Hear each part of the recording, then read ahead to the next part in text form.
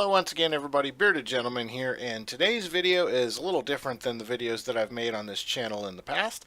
Going to be a little bit of a talking head and opinion video. As you can see here on the screen, the schedule for the 2020 NASCAR season came out today, and it's pretty big. There's a lot of big changes here. I don't necessarily like all the changes on here. I'm going to give what I hope to be some constructive feedback, some constructive criticism, and also some of the things people are bashing on. Maybe look at it in a little bit brighter light than what some people are trying to give it credit for. So let's take a look at the schedule here. Let's kind of go over some of the changes, and I'll give some opinion as I go through here. Alright, so just quick background on me and NASCAR. You haven't seen a whole lot of NASCAR content on this channel necessarily, but I've been a NASCAR fan since for literally as long as I can remember. There's VHS tapes that were recorded with my name on them when I was a year and a half old of NASCAR races. So I've always been a NASCAR fan. I've been to a ton of races, almost all of which were in Phoenix at what's now called ISM Raceway. And my first race I ever went to was in Las Vegas in 2001. So as you can see here on the screen, the schedule came out today, and there's some pretty big changes here. Let's kind of start at the beginning. As you can see here, Daytona, first race of the year, Daytona 500. There's been some talk of maybe changing that around, but for 2020 anyway, it's still the Daytona 500 kicking the season off. Atlanta got bumped back here a few weeks. This is a good thing. This is something a lot of people, I think, have been saying needed to happen. Atlanta right there at the end of February. They've had a few decent weather days, but you're really rolling the dice that time of year with the weather down there in Atlanta. More often than not, they've had not so great weather. So they jump out west first. They go Vegas, Fontana, Phoenix. Phoenix and Fontana swap. Phoenix used to be in the middle of the West Coast swing. Now it's at the tail end of the West Coast swing. Nothing really of significance. They're just kind of flipping things around a little bit. Here is the first big, massive change, and I'm not sure how this is going to go. Homestead Miami Speedway is now 1, 2, 3, 4, 5, race 6. It's not down here at the end. We're going to get to this. It's now race number 6. It's at towards the end of March. Now, some comments that I've seen from people, some other YouTubers that I watch, are mentioning that there's a good possibility that this weekend is going to fall also on the 12 Hours of Sebring, and I believe the World Endurance Championship is also racing at Sebring that weekend. That's in central-ish Florida, and also the NHRA Gator Nationals are in Florida. Now, I believe Gainesville, I don't have my Florida geography memorized. I believe Gainesville's a little further up north. So there is a bit of distance between all the races, but still, it's literally everybody's in Florida that weekend. And don't forget, the IndyCar season kicks off somewhere around here in St. Petersburg, Florida. So that's something else to think about as well. You got a lot of stuff happening in Florida in the motorsports world in March. I mean, just in February, we're at Daytona. 24 hours of Daytona before that. So yeah, I'm thinking we're starting to kind of saturate Florida here a bit. And also, I thought Miami was really great for a season finale. I'm not sure how I feel about it just being race 6. I don't know what that's going to do to the crowds. IndyCar used to run Homestead around this time of year. The crowds weren't great, but then again, you have the complication of this is IndyCar mid-2000s. There's a lot of things happening in the sport at that time. Not even going to touch that. Color me skeptical on this one. I know Miami had to go somewhere if it wasn't the season finale. End of March? I don't know. Texas, Bristol, Richmond, Talladega, Dover. This is pretty similar to the layout that it's been before. Martinsville jumps up a bit here. It is now Mother's Day weekend. Saturday night Mother's Day weekend. Martinsville night race. Absolutely 10 out of 10, my opinion on this. Martinsville, ever since they put the lights up, I've been saying this would be absolutely perfect for a Saturday night short track race. This is getting NASCAR right back down to the roots. It's one of the oldest tracks, if not the oldest, that NASCAR goes to.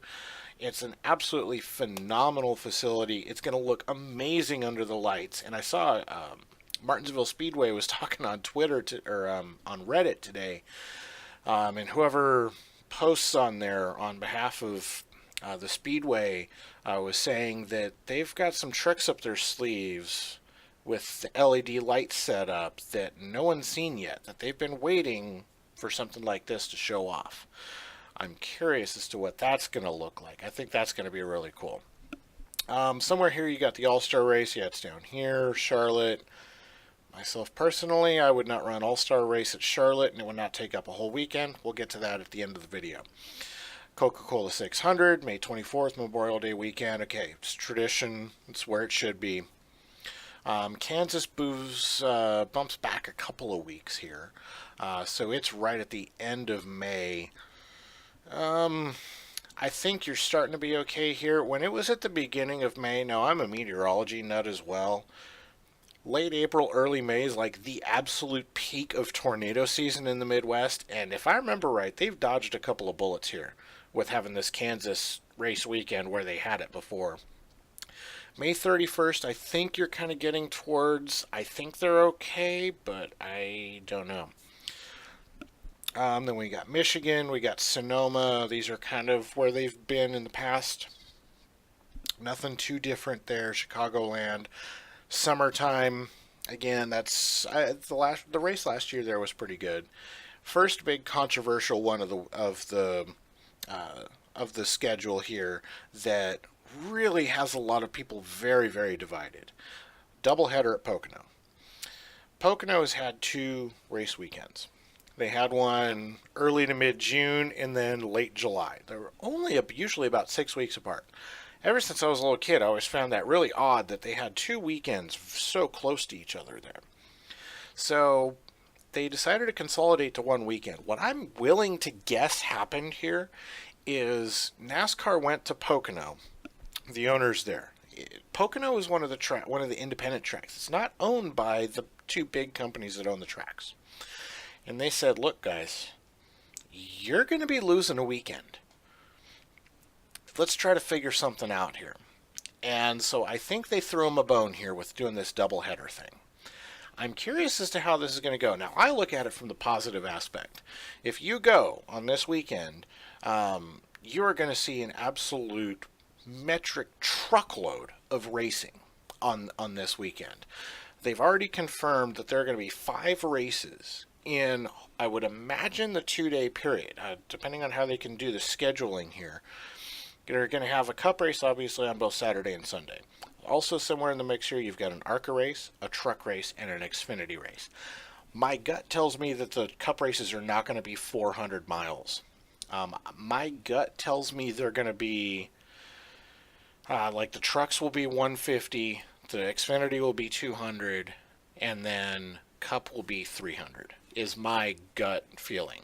That way, none of them really go too long. You got a little bit of wiggle room with the scheduling if you ever have any rain or anything. You got an ARCA race in the mix here. I'm curious as to how they're going to do the scheduling for this whole weekend. Are they going to do 2 separate qualifying sessions? Pardon my phone there. Are they going to do a qualifying session Saturday morning, qualifying session Sunday morning?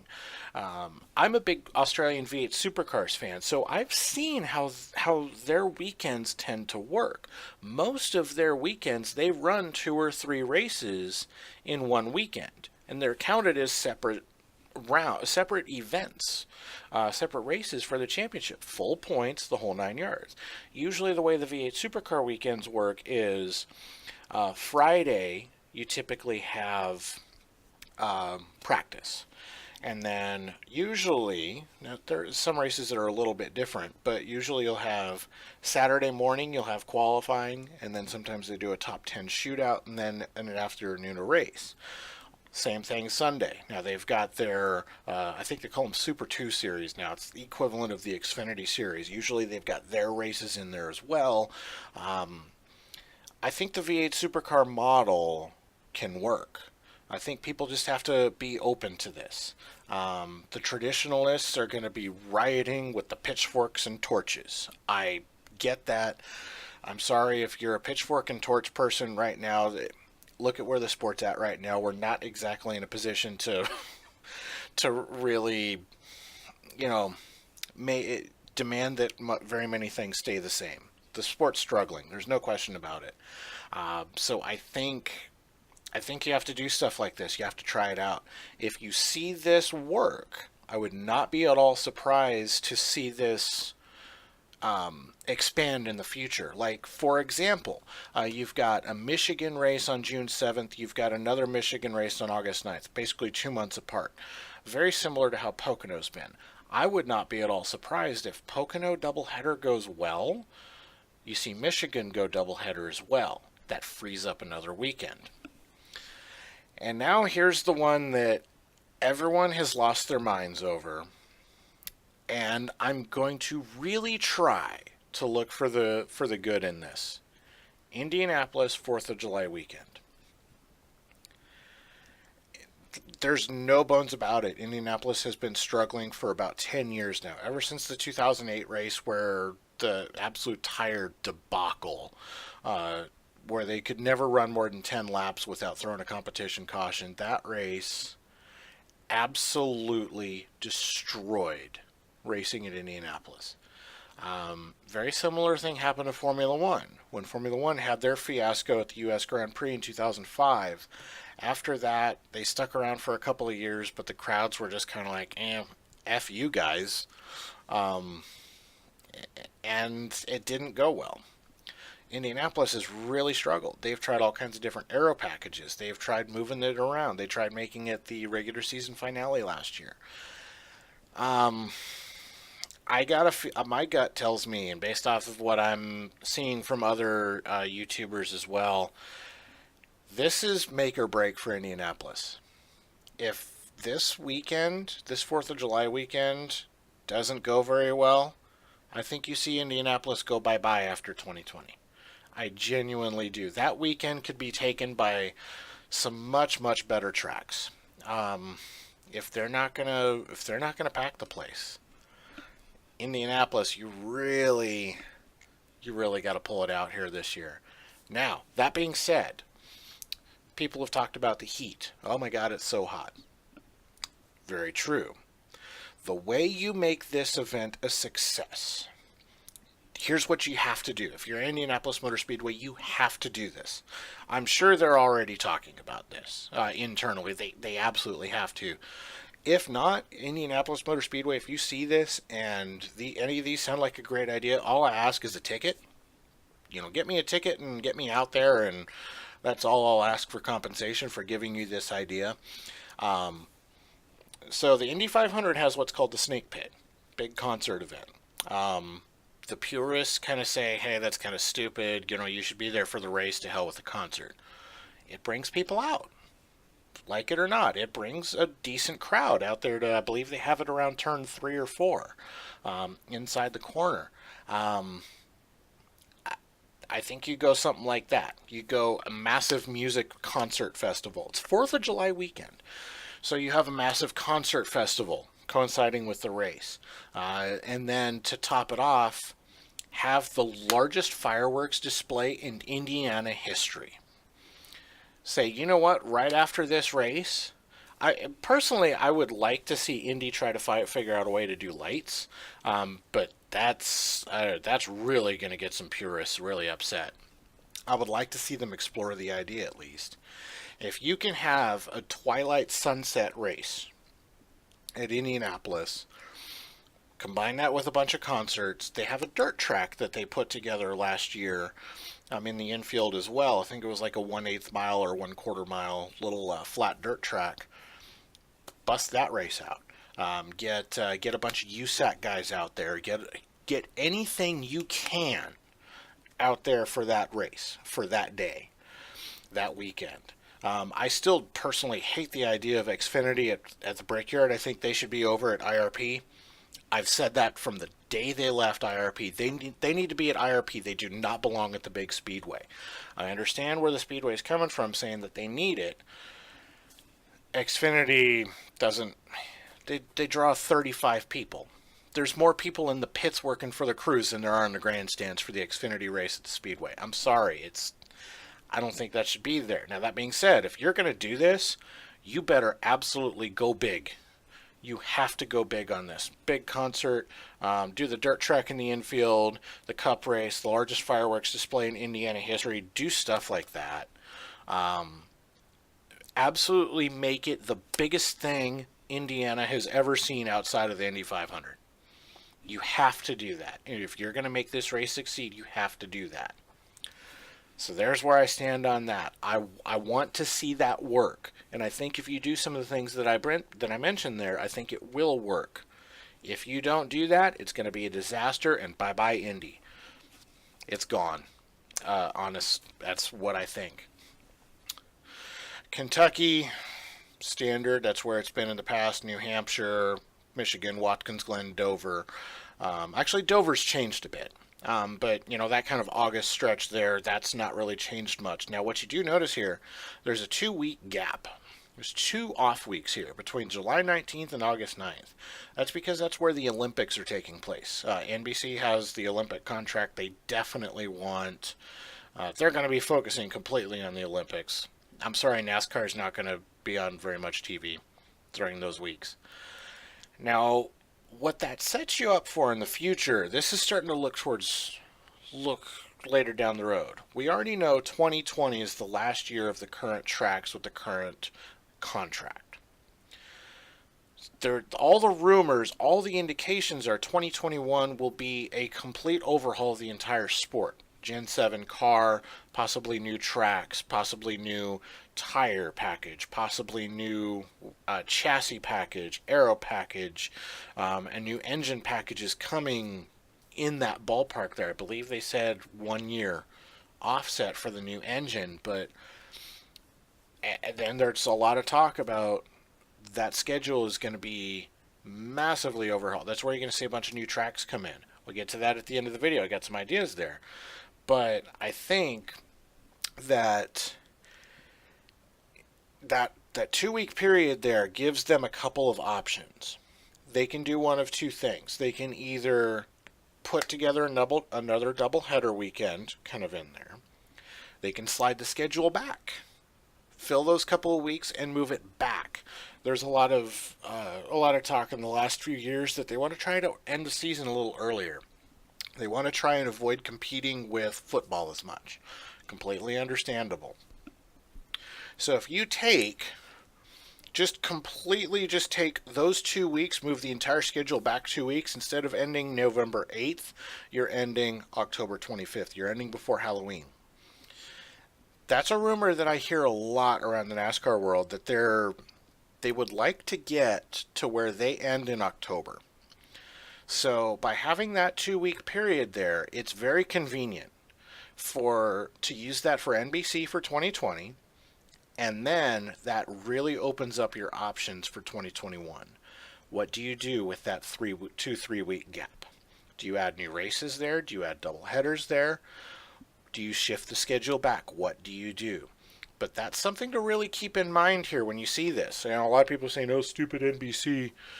They're trying to run everything." Well, yeah, they're the ones showing the races on TV. And I'm sorry, if we're going to get bumped off to CNBC or USA Network, which is something I read a little bit earlier, if you're going to get bumped off to one of those, I'd rather just take the weeks off, honestly. No one's going to be watching. Yeah, you could probably try to find a way to tie it in, marketing-wise, but I'm completely good with that 2-week period. And then, like I said, it really opens up your options for 2021 and what to do with that 3-week gap. Dover moves back a bit. Dover's back to late August. It had been middle to end of September, I believe. So it's out of the playoffs now.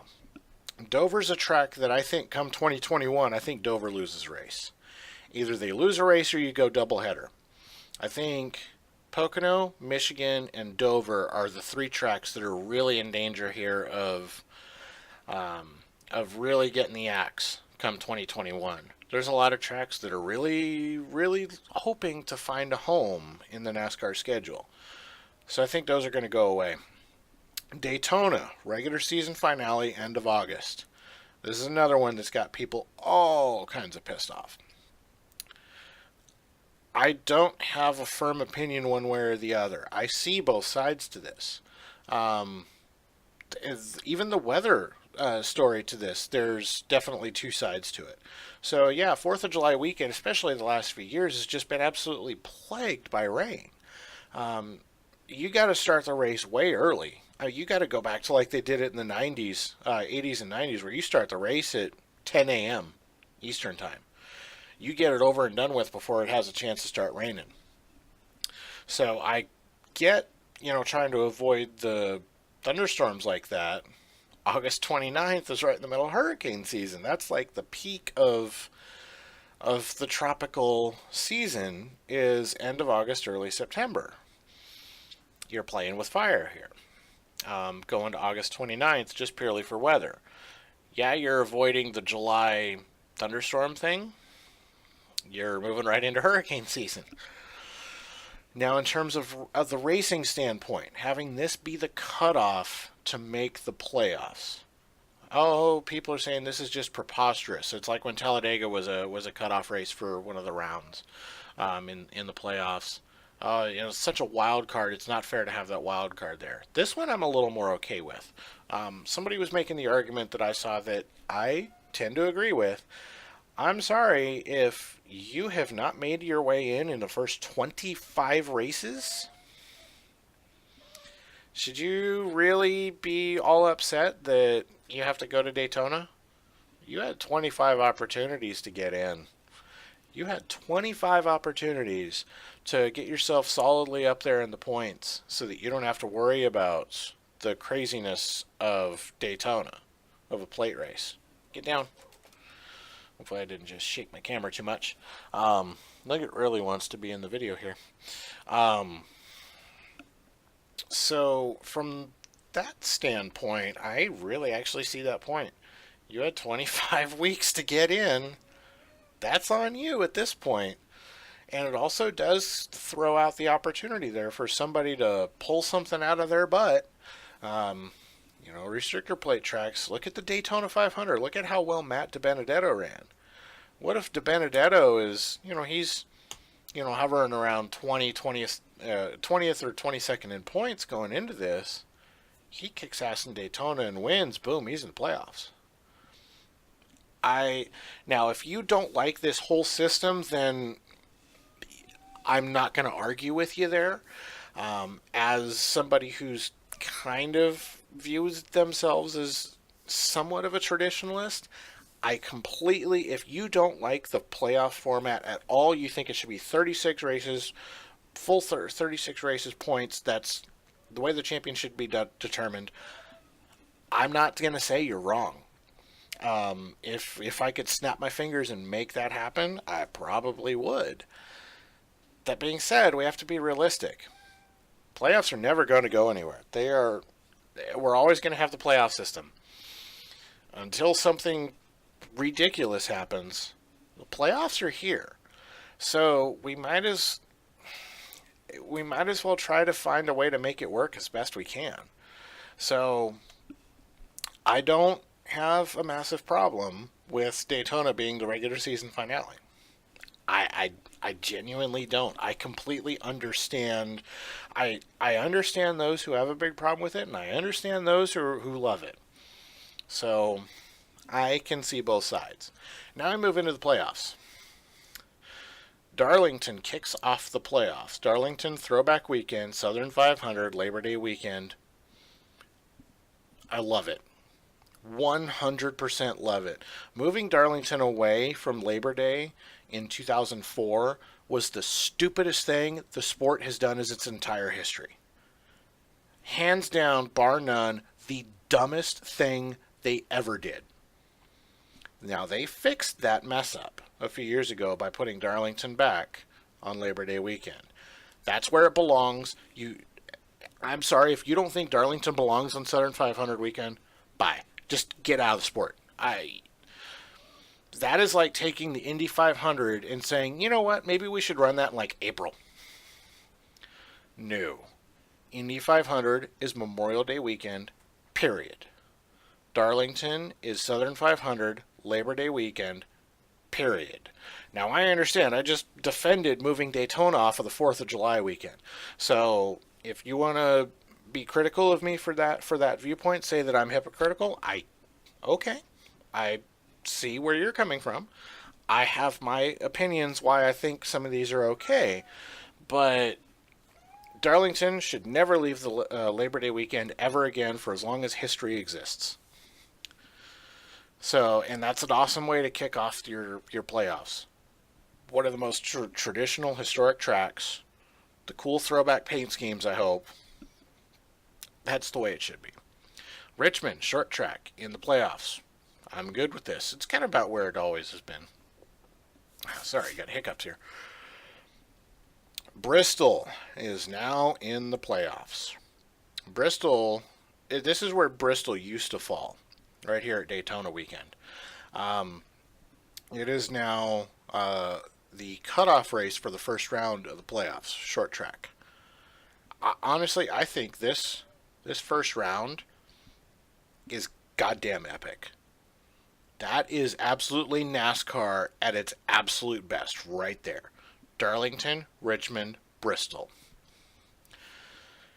If NASCAR can't make that work, then we're done. We've turned off the lights, we're done. Round of 12, Las Vegas. They've gone back a couple of weeks here. I believe they were somewhere, I think they were right here where Richmond was. They've gone back a couple of weeks. As someone who lives in the Southwest, let me tell you that 2-week move could make all the difference in the world for weather. Usually mid-September-ish is usually when we get that first front that moves through and takes Phoenix out of 115. Sometimes it's not until October. Sometimes it's as early as Labor Day. But by moving that Las Vegas race back 2 weeks, they're buying themselves a lot of... That is... If you're not from this part of the country, you may not understand how big of a difference those 2 weeks can make in terms of weather. It absolutely can make a significant difference. So I like that race there. Las Vegas, round of 12, end of September, last weekend of September. I like that. Talladega, I'm glad it's not a cutoff race. Again, Daytona being a cutoff race, you had 25 chances to get yourself in order. Talladega, when it was right here, you had 2, and I didn't like that. Having 25 races to work your way in versus 2 is definitely, there is a difference there. Charlotte Roval is the elimination race for the round of 12. I'm okay, just like it was this year, I believe. It was round of 16 or round of 12. I can't remember which round it was, but it was an elimination race. Good race, road course. Not going to complain about that at all. Kansas. Here we are, Kansas again. By the way, I think Kansas is another one that could end up doubleheadering. If the doubleheader at Pocono works, doubleheader at Kansas, I think, could be something that they look towards in the future. Kansas, Texas. Okay, so they're 2.5 miles, but they race very different, actually. I tend to not mind those here towards the end of the season. They're 2 of the better 1.5 miles. And then, I love this. Race 35. Who's going to be the final 4? Martinsville. We are absolutely back to about as much roots of NASCAR as we can get here. You want to run for a championship? You better be good on a short track. Martinsville, November 1st, that's going to be absolutely fantastic.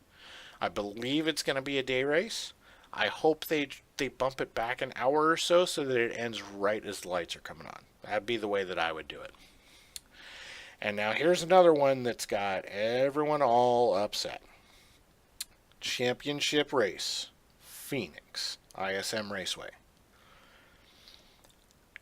even as someone who was born and raised in Phoenix, I've lived in Arizona my entire life. All but one race I've ever been to in my life are from Phoenix.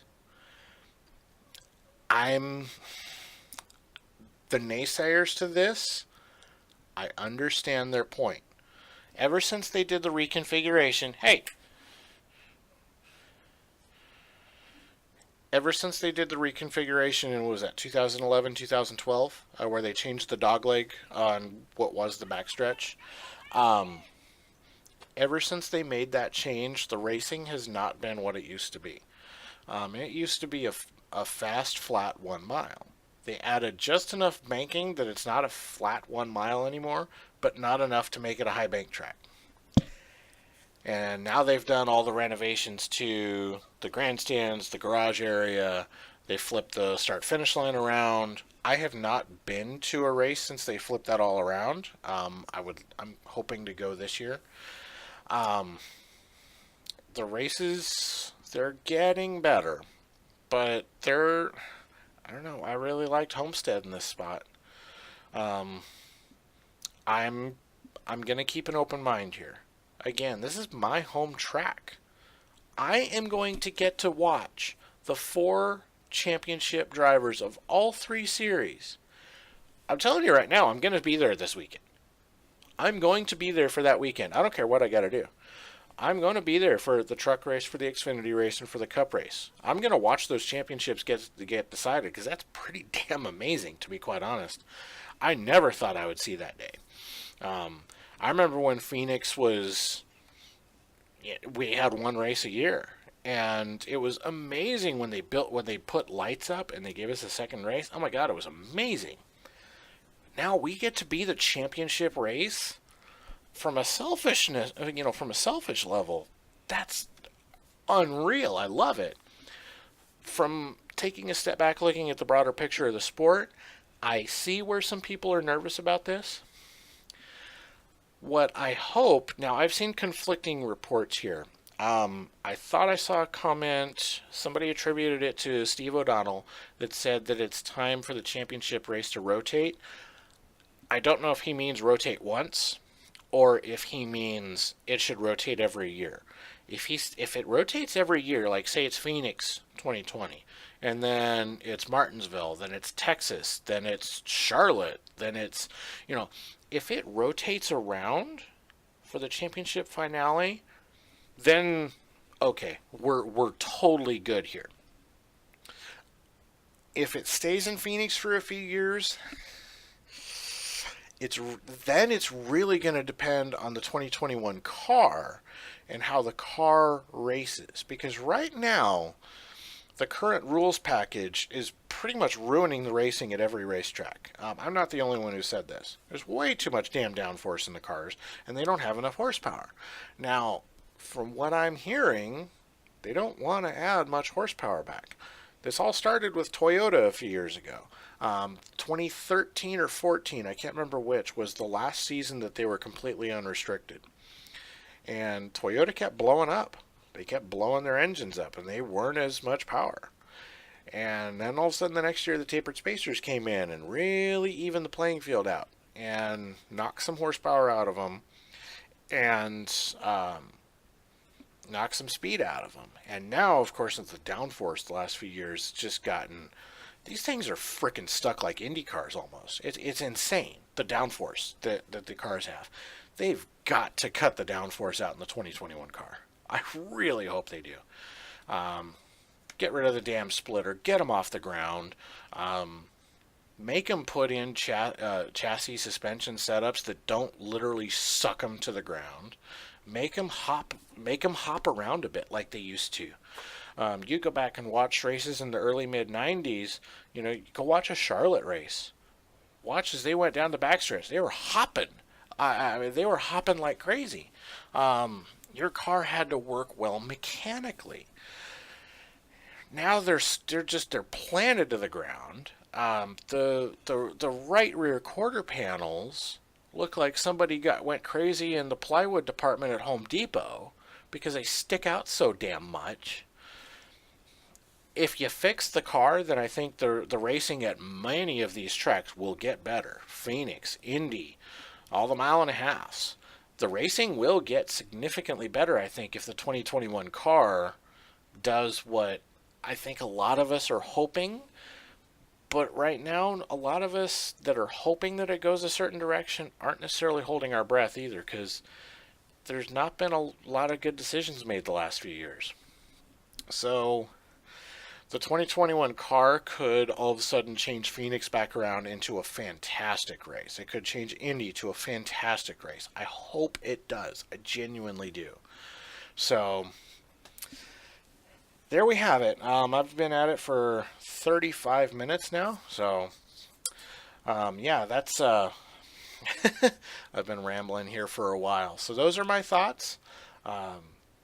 Real quickly, where I think we're going with this, let me just show you. I'm going to make a full video on this, but where I think we could go with what this schedule is here, I think we could go to something like this. It's not wanting to center up. Okay. All right, so this is a hypothetical for 2021.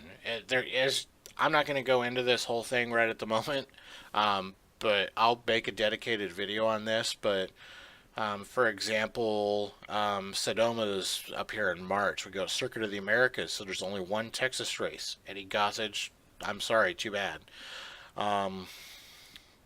Kansas there. We go back to Rockingham. I think Rockingham should be back. We go Road America. We go Nashville. We go Iowa. Most Sport in Canada. And then the playoffs kind of stay the same. This is if you kind of put back, a couple of these off weekends to accommodate for that off weekend that we just have that we're going to have for the Olympics here. And then the other one, is it this one? Here's the other kind of goofy idea I had here. Again, Circuit of the Americas, Gateway, Road America, Nashville, Most Sport, Iowa. And then throw in, now this is if you take those 2 weeks and you shift them back. Currently, just for comparison's sake, obviously, where are we at here? God damn it. So currently, Southern 500 is the first race of the playoffs here. Now, if you slide the whole schedule back, you put Daytona here more in the middle, because if you really want that to be the last race of the regular season, that's where it's got to go, because we've moved everything up a couple weeks. But look where we're at here. Now we're ending, this is 2021. I went off of dates. We're ending October 24th in Phoenix. And then I doubt this will ever happen, but god damn it, it needs to. North Wilkesboro needs to be refurbished, and that needs to be where the All-Star races ran. 20 cars, All-Star race, North Wilkesboro. That needs to. If I win the Powerball Wednesday night, I'm buying North Wilkesboro, and this is going to happen. I don't care if it takes every penny of my lottery winnings. That's going to happen. So that just kind of gives you a couple of ideas, kind of what you could work towards in the future. I think this isn't necessarily this is not the end result that they're going for here. This is not taking the entire board and turning it completely upside down. This is taking the board, tilting it up a little bit, and then 2021, that's when we're going to go, okay, and flip it all over. So yeah, so that's kind of where my thoughts are. I'm going to make a dedicated video for what I think the overall direction of the sport should be. I have some ideas that I've been putting together for a long time now that I'm going to put together into a video. What I think the future of NASCAR and how to save NASCAR should be. So anyways, guys, if you're still with me, thanks for sticking in there with me. Hope you guys, appreciated my analysis here. Make sure you hit the thumbs up button if you like the video. Subscribe to the channel. Like I said, I got a couple more NASCAR related videos that I want to make here. And you can barely see it here, but right here I've got my Thrustmaster wheel. I have it. It's all set up. I'm going to start getting online here and doing some videos. So So with that, guys, hope you guys enjoyed this video. Leave some comments down below. Kind of let me know what you guys think. Some of these schedule changes. And don't just say, oh, this all sucks, NASCAR sucks.